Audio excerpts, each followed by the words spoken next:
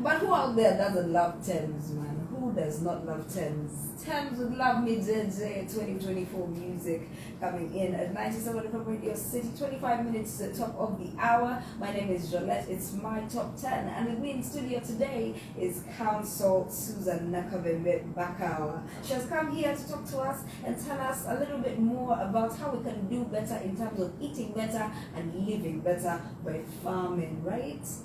Right. Yeah, and we've learned so much already, but right now I'd like you guys to just find out, how you can get in touch with this calendar, how we can, how you said it's accessible, so yes. Where can people access? Okay, for those in Kampala, if you know Prime Plaza on Ginger Road, you can find the calendar at Suite 1 on the 5th floor. Please, the elevator works. So, yes, and those on foot, yes. Taxis stop there, so you will not have a difficult time reaching 5th floor.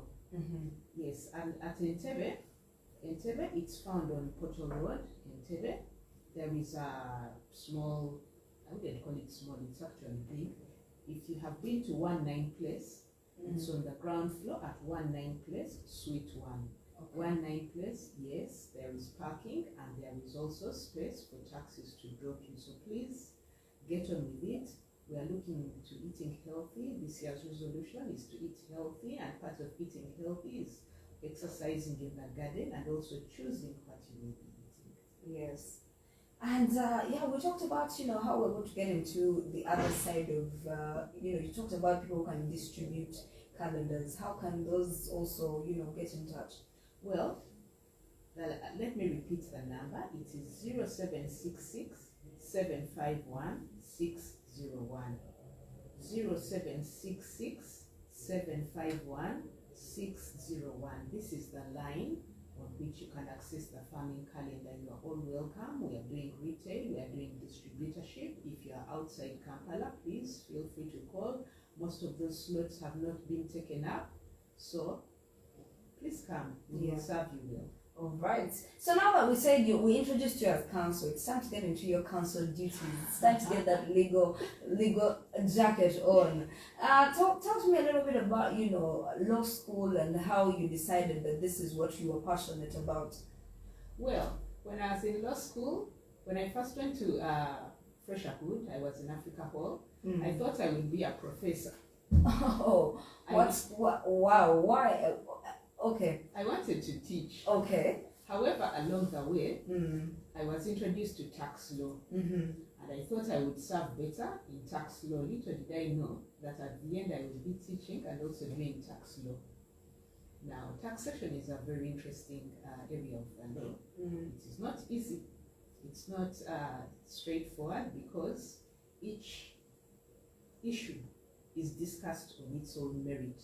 So no two people will have the same exact tax case. There can be differences in company registration, there can be differences in the way in which your accounting system has been set up, there can be differences in the contracts you have signed, or the location at which you are doing business. Some locations in Uganda have tax deductions, waivers, and some you have to pay the full amount of taxes due. So you have to be careful when you're doing all those things. My specialty is tax planning and contract law. So I would be able to assist you to plan your taxes before you open the business, and also advise you on the kind of contracts that you will sign, both local and internationally. There is something called derivatives contracts, which was relatively new to Uganda 6-7 years ago. I specialize in derivative contracts. What do those do?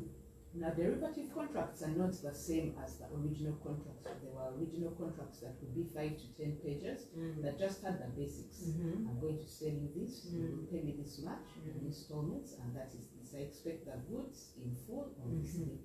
But now derivative contracts delve into the details of the current system in which we are working today. Derivative contracts are a lot longer and more complicated. I'll give you an example. Back in the day, someone would sell shares in a business. Okay. And that is done. Nowadays, you can have a derivatives contract where you sell shares for a period of 5 years, and after the buyer has gotten their share of income that you have discussed with, contract terminated. they return the shares to you. Oh. In terms, with the terms of the contract. Now the variables are when you're able to meet the expectations of the contract within that period of time. If you are not able to meet the expectations, then the person cannot return your shares. So it's a more complicated area. You have swaps, you have swaptions, you have various options, and it's a good thing to have a derivatives contract. For us, it's complicated. It gives you a lot more leeway in which to manage your business. It doesn't have to be a clear-cut buy and sell, and that's the end. Now let's look at derivatives and farming. Well, before we get into all the legal language, I think it's a lot. But before we get into all of that, I want to know how exactly did you I want to say settle in, because at first I just wanted to know what brought you, because you did a lot of you do a lot of writing of your own, in your blog. You do a lot of that work as well. Yes. For people to read. Do you write that work on your blog from your experiences that you're going through, both in the legal sector and in the business, taxation and whatever, and the agriculture sector as well? When this information is put up there, what exactly is your blog trying to air? What are you trying to tell the people about, this part of you? Well, like I said, I originally wanted to be a professor. I followed another route. I did not know that the blog would end up being a training tool. Kind of a professor in your way. Well, but I respect the people who've actually read and written the papers and sat the examinations. When someone sits an examination, they'll know exactly how good they are. I did not sat a professor exam, but this is my contribution. Now, when you go to the blog, you will find aspects of contract law, you will find aspects of taxes and tax planning, you will find aspects of taxation that are your personal responsibility, and aspects that are responsibility of our dear government. Okay, and also our farming calendars and stuff about it is up there? Yes, the farming calendar, I decided to convey the message through the characters that you will find on the blog. Now, some of the characters are real, some of the characters are not real. Okay. But please, if you think that one of the characters is about you, please be kind. Do not tell anyone that I think this character is about me. Just carry on, because I will not be using real names. Okay. Yes, so your friends will not know.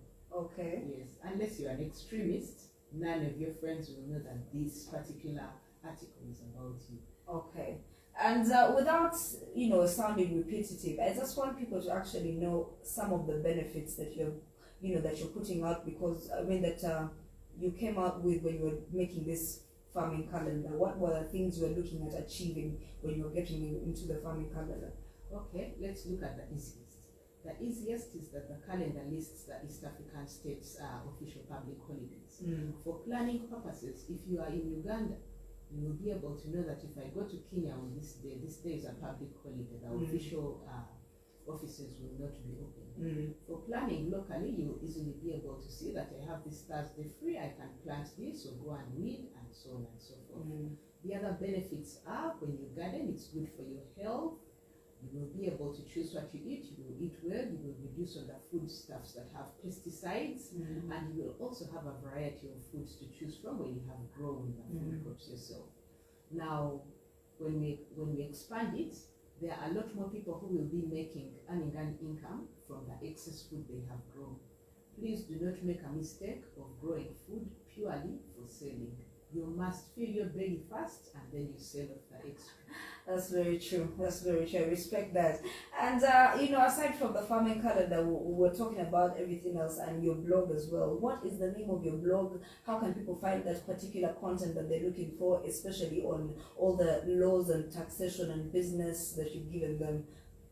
Okay, I decided to make the blog easy because it is an intellectual blog.